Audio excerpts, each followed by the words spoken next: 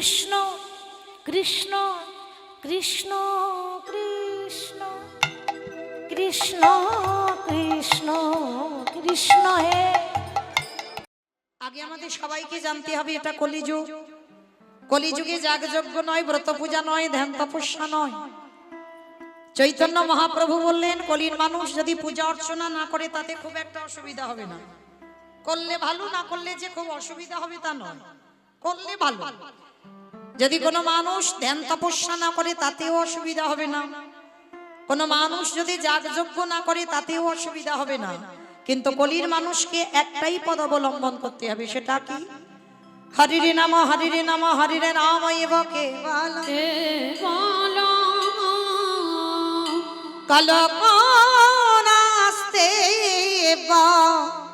নাস্তে নাস্তে গতির গতির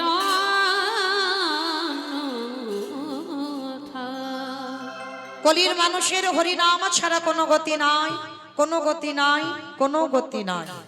একমাত্র ভব পারাপারের সম্বল হলো বাবা এই হরির নাম সংকীর্তন। আপনারা প্রশ্ন করবেন মৌমিতা এই সোনাখালীর হরিবাস তো আজকে কারণ নয়, যতদিন ধরে কীর্তন হচ্ছে, যতদিন ধরে কীর্তন শুনছে, প্রতিটা কীর্তনিয়া ওই একটাই কথা বলে যায় বাবা, হরিনাম শোনো, হরিনাম গাও, একাদশী করো, ভগবানের চরণে চন্দন তুলসী দাও, তুলসী গাছে জল দাও। ও ছাড়া কলির মানুষের কোনো গতি নাই। কি মায়েরা সব কীর্তনিয়ারা বলে না হরি ছাড়া গতি আছে? সব কীর্তনিয়ারা বলে। কিন্তু বাবা কীর্তনিয়ারা বলবি আর আপনারা শুধু শুনে কানে চলে যাবেন হবে না, একটু হৃদয়ঙ্গ করতে হবে। এই যে কীর্তনিয়ারা বলছে হরি ছাড়া গতি নাই, সত্যি কি গতি আছে? যে যত বড় ধনী হও না কেন, যার যত টাকা থাকুক না কেন, যার যত অর্থ থাকুক না কেন, কেউ যদি সোনার পালঙ্কে ঘুমায়, কেউ যদি টাকার বিছানায়ও ঘুমায়, কেউ যদি সারা জীবনে দিল দিবম্বে কাটায়, তবু মনে রাখতে হবে মা শেষের দিনে তোমার আপনেরা কেউ নয়। যাদের আগলে বসে আছো, ছেলে আমারে, মেয়ে আমারে, জায়গায় আমারে, জমি আমারে, বিষয় আমারে, বৈভব আমারে, বন্ধু আমার, কিন্তু মনে রেখো ভাই, বাঁশি যদি বেজে যায় পড়ে থাকবে সরকারি খামার। এসেছো একা, তুমি যাবে একা। যেদিন এসেছিলে মা সেদিন এই সংসার আমাদের পরনে একটা সুতো দেয়নি, আর যেদিন সংসার ছেড়ে চলে যাব এই সংসার আমাদের একটা সুতো দিয়েও পাঠাবে না।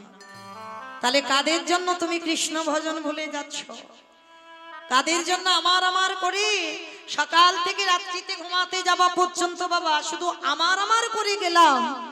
সারা দিনের মধ্যে একবারও আমরা কৃষ্ণ হা গৌর প্রাণ গৌর বলে কাঁদতে পারলাম না।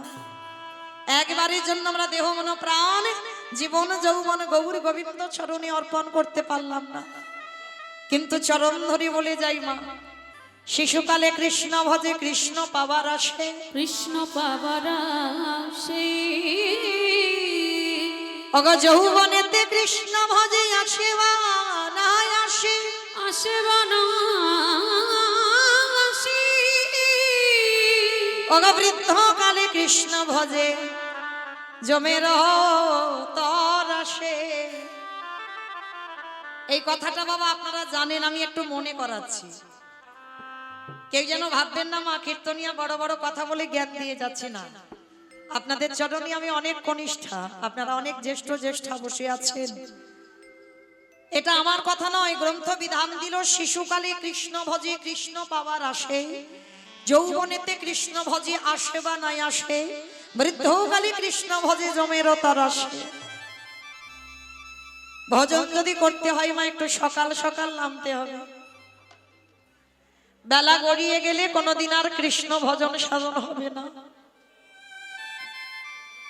একদিকে মহাজনেরা বলছেন মা সকাল সকাল ভজন করো, আর একদিকে বলছে মা কুড়ি ফুলে গোবিন্দ সেবা হয় না।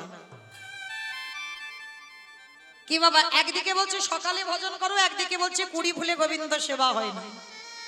একটু দেহতত্ত্বে মিলিয়ে দেখেন বাবা, কুড়ি ফুল সম বাল্যকাল, শিশুকাল।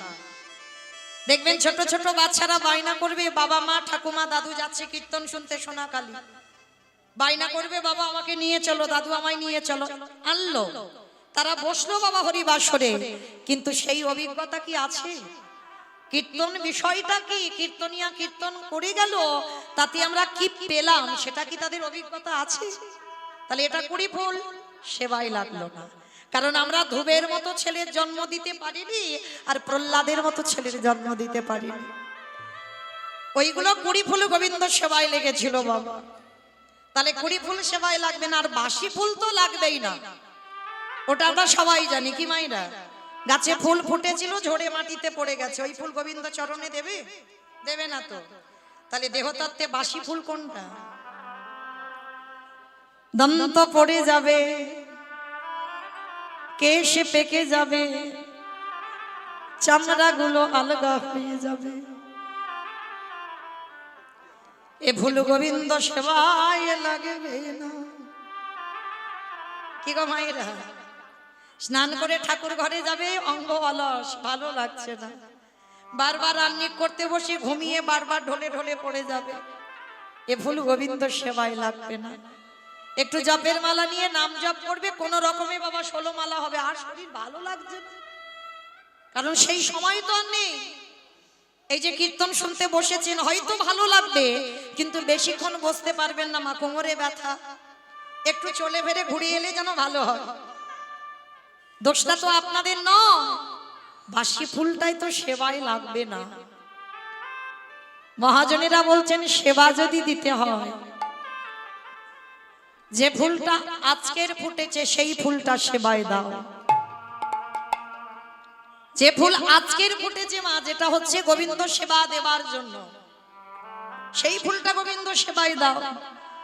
আর আজকের এর ফোটা ফুল সম আমাদের যৌবনকাল, সেবা যদি দিতে হয়, ভজন যদি করতে হয়, সকাল সকাল ভজনে নামো, সকাল গড়ালে আরে ভজন হবে না। কি গো মাইরা, এটা আমার কথা নয়, আমার গোবিন্দ রাধারানীর চরণ দোখানা ধরে বলল, রাধে গো ভক্তের যৌবন বড়,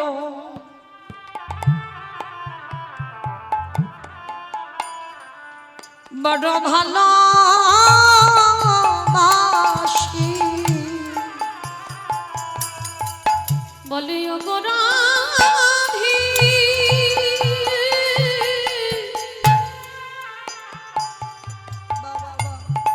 ও গো রাধি, রাইবি না দিনে, ভক্তের যৌবন বড়,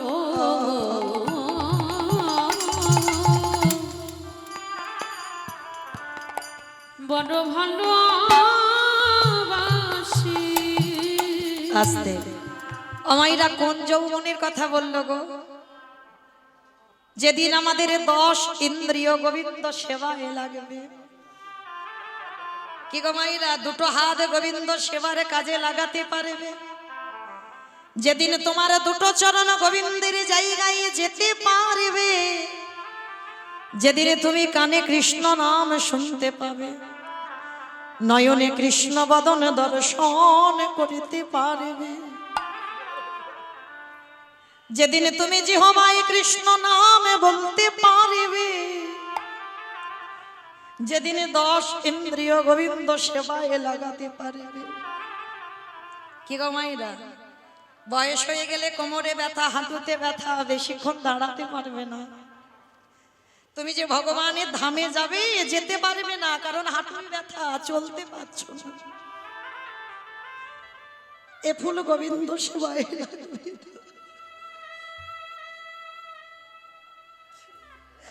সেবা যদি দিতে হয়, সময় থাকতে থাকতে সেবা দাও, বেলা গড়িয়ে গেলে সেবা হবে না। যার জন্য মা, আপনারা যারা রাধারানীর গোবিন্দের মাথুর লীলা শুনেছেন, অবশ্যই কীর্তন শোনেন মানে শুনেছেন বাবা মাথুর লীলা। গোবিন্দ আমার বৃন্দাবন থেকে মথুরায় গেল, রাধারানী 100 বছর কেঁদেছিল, একটা দুটো বছর নয়। কি গো, জড়জগতে কেউ যদি ভালোবেসে 1 বছর চলে যায়, 2 বছর চলে যায়, পাগলের মতো হয়ে যায়। আমার গোবিন্দকে ভালোবেসে রাধারানীকে ত্যাগ করেছিল 100 বছর। রাধারানী গোবিন্দ বিরহে না কেঁদে কেঁদে একেবারে বিছানা সজ্জা, মৃত্যু সজ্জা, কঙ্কাল সার দেহ, এবার দেহ থেকে প্রাণটা চলে যাবে। ঠিক সেই সময় মৃত্যু দশায় পড়ে আমার রাধারানী বলল, ললিতা রে, আমারে গোবিন্দকে ভালোবেসে আজ এই দশা, কিন্তু তোদের চরণ ধরে আমি বলে না গেলাম, আমার মনে বড় ভয় লাগে। যেদিন আমারে গোবিন্দ ব্রজ ছেড়ে মথুরায় চলে গেল, কিন্তু সজনী রে, যদি কোনদিন আমার সাধনার ফলে আমারে গোবিন্দ যদি মথুরা থেকে ব্রজধামে ফিরে আসে, বলে বলে ও ললিতা, সেদিন আমারে গোবিন্দ যদি ব্রজে আসে, দেহে যদি আমার যৌবনে না থাকে, বলে বলে কি দিয়ে গোবিন্দে, গোবিন্দের সেবা সেবা দিব, আমার যৌবনে যদি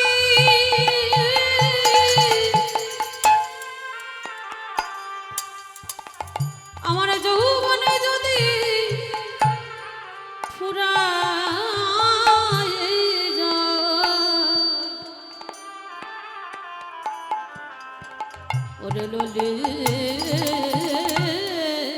তারি,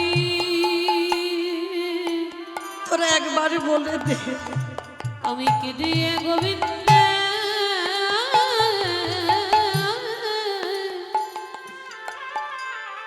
বলে বলে সেবা দিব।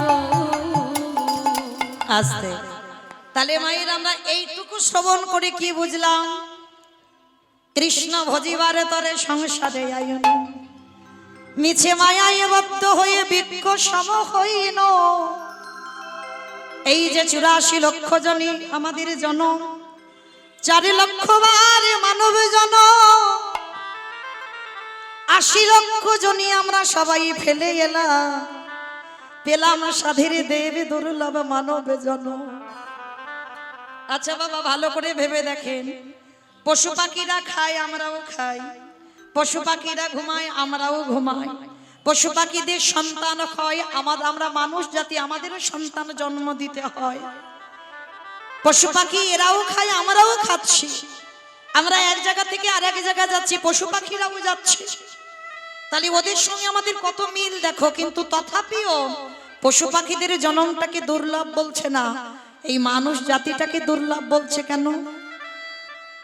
কি গো, তাদেরও তো পা দিয়েছে, কারোর ডানা দিয়েছে, উঠতে উঠতে যেতে পারবে, পশুদের 4টে পা দিয়েছে, আমাদের থেকে বেশি, তাহলে তাদেরকে দুর্লভ বললো না, আমাদেরকে দুর্লভ বলছে কেন?